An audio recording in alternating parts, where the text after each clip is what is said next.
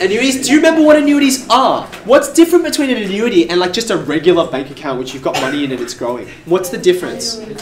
Okay, very good. As the name suggests, on an annual basis, pretty much, you're continually putting more money into there and that's why it grows. So superannuation is the biggest example, it's the most common example of an annuity. This is the kind of fun-filled sort of mathematics that we ended up having to deal with because if it changes every year, you've got to keep on recalculating every year. The compound interest formula doesn't do it for you because what does the compound interest formula deal with?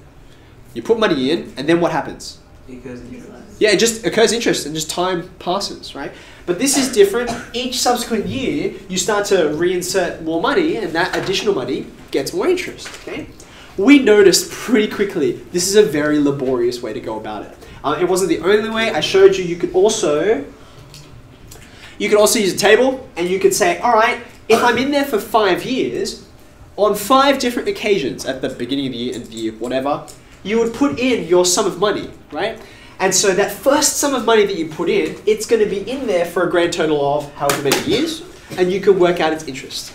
And the same thing for the next group of money, and the next group, and the last group of money. You can add all of those up. But this was still kind of a pain, okay? So what we're going to have a look at today is what happens when we try and automate that process for you and say, all right, we don't want you to have to monkey through all of the calculations. What if we provide you with some information to help you do this, okay? So if you've got that there, turn over to the next page and you'll see this monstrosity. Okay? Now, it looks awful, but it's trying to save you some work, and it really does save you some work if you know how to read it, okay? You've seen something like this before, but it's been a while. I want you to look right at the top of the, right at the top. And in fact, this is so important, it's worth writing down. So in a second, I'm going to write it down after I tell it to you. This table is all about this. And if you understand this 1, 2, 3, 4, 5 words and some numbers, if you understand that, you understand the whole table, okay? What this table tells you, each of these numbers here, is what happens to an individual dollar if it gets invested for some amount of time and you want to think about, well, in the future, how much will that dollar end up being equivalent to? Okay? So just before we move off, for example, have a look here. I'll zoom out a bit so you can see the row there. Have a look at this one here. Okay? Have a look at the column, have a look at the row. What does it mean to be in this column? What does that refer to here? Okay, so this is the interest rate that I've got on my annuity, investment, whatever it is. Okay, if I'm in this row, what does this mean over here? Okay, so this is the second year, right? So you can see what's happened is, what's happened to this, right? You've had the 3% interest that's been accrued, right? Why is there a 2 there? Because you put in another dollar. You put in another dollar. Do you remember this? The whole idea of annuities is you keep on putting in, right? So this is like $1, and then there's a dollar with the 3% interest, and that's where the 2.03 comes from. Does that make sense? Now, what just happened, what I just said in the last 10 seconds, that took you like 5 lines to write. And so they've just said, look, just go straight there. Just go straight there. If you're putting in $1 every time, then in the second year, for that interest rate, this is what you'll end up with. If you want to go further down in time, you can see it grow. Have a look, say for example here, 10 periods, right? And you can see how big this amount is, okay? Now, have you got your calculators there? Just grab your calculator out.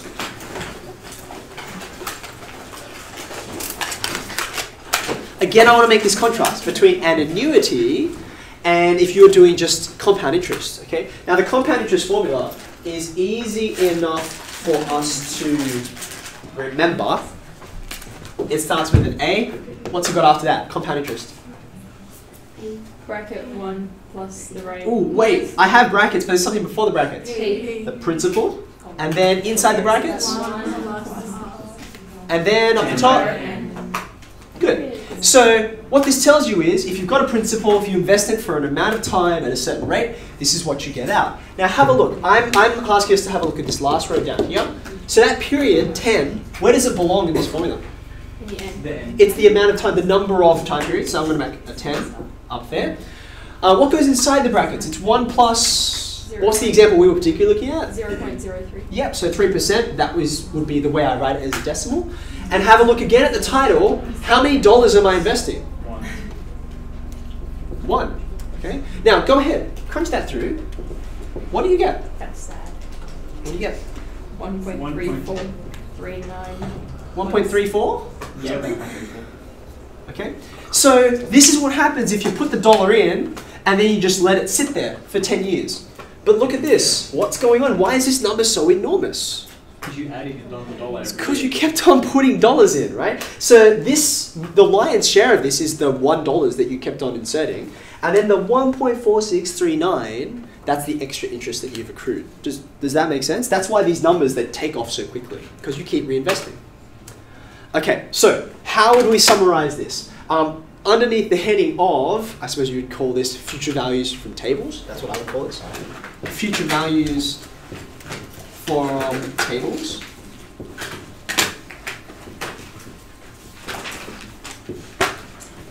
This sentence is so important because people look at this table and they just don't know how to interpret it. They don't know how to use it. They don't understand it's trying to save you time and effort and calculated button mashing.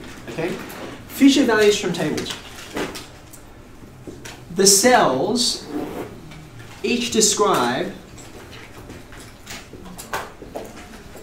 the value of the annuity after any number of periods and any interest rate when you continually reinvest. Annuity after n time periods at R% interest. And this is important if you've got another color. In fact, I'd probably write it in another color. As you continually reinvest. This is kind of the thing that makes annuities annuities. It's why it's got its own FM5 thing.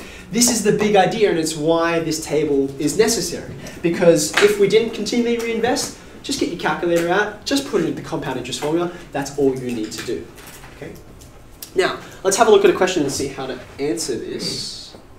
Oh, by the way, you can see down the bottom here, just have a look at it and tell me how it's different to the previous one. Interesting. Have a look. There's two big differences. Is it in months? Okay, number one, yeah, when you have a look at these time periods over here, they're growing in much larger numbers. Why do you think they're growing so quickly? 12, 24, 36, they're in multiples of 12. So Eliza mentioned this, right? So they carefully say period up here rather than say year because it might be calculated on a different basis, like monthly. And monthly is what I would guess based on the fact that they're 12s. 360. That's a big number. What does 360 represent if we're talking in months? How many years is that? 30 years. Why do you think this ends at 30 years? Why do you think that's a good place to end? Because that's how long it takes to repay. Ooh, now be careful, right? This is not Yeah, this is not a repayment. This is not a repayment. This is us, excuse me, putting money in, and that's kind of the clue. Over what time period are you putting money in? Oh, while you're working? While you're working, right? You start working, and then hopefully at some point in the not too distant future, you get to retire and say, all right, over my lifetime, this is how much I've invested. Was there a huge jump in between 120 and 180? From here to here? Yeah. Okay, so let's have a look at these. That's a good question. And by the way, the first table also does this, by the way. It's like, yeah, 48, 54, 60, 100. This reminds me of when I was counting for like, you know, playing hide and seek, 1, 2, 3, 100, that kind of thing. Why does it suddenly go from 12s, groups of 12, and then it just suddenly says forget 12s? Why does it do that down here? 120 in months. 120 months is how many years? 10 years, which makes this... Have a look. 10 years, another 60 months, that's 10, and then 15 years, and then 20, 25, 30. I think the assumption is that as you think about larger timescales, you don't really care, like in terms of planning, oh, what will I have in 23 years? When we're thinking that far ahead, we just kind of round, right? Like, 25 years, 30 years in the future, that's enough level of detail for me. Now, by the way, can I just, before we move off this and have a look at some questions, can I just point out, have a look at these numbers down here. They're really big. What was the quantity we started talking about when we looked at the very top and wrote down this description? What quantity are we talking about that turns into this? If there is one thing you get out of studying FM5, is that if you invest $1 early on, if it can stay in there for a long time, then that $1, admittedly reinvested over a period of time, but $1, it turns really big, right? This is a really big deal. $1 over 30 years, that's $30. $30 that you actually physically put in there, and look at what it became. And this is at the lowest interest rate. By the way, there was another difference, and maybe you didn't spot it. Have a look at these interest rates. Have a look at these, and then put them back up to the top. Why are the interest rates different? Because the period's different. The periods are different. Remember, we were probably thinking years here, right? So when you have a look down here, and you suggested to me this is probably in months, so 0.2% per month, if you do that by 12, what's that in a year? 0.2 times 12? It's too early in the morning for my brain to do that kind of arithmetic. That's 2.4%. Okay, so 2.4% per annum becomes this per month. Does that make sense? So let me just recap. Each of these cells is $1 that's reinvested every year. Look carefully at your time periods and look carefully at the interest rate. Okay, let's answer some questions. Turnover. If there's two of you at your desk who've got a computer who can see this, maybe one of you wants to be on this page and then another wants to be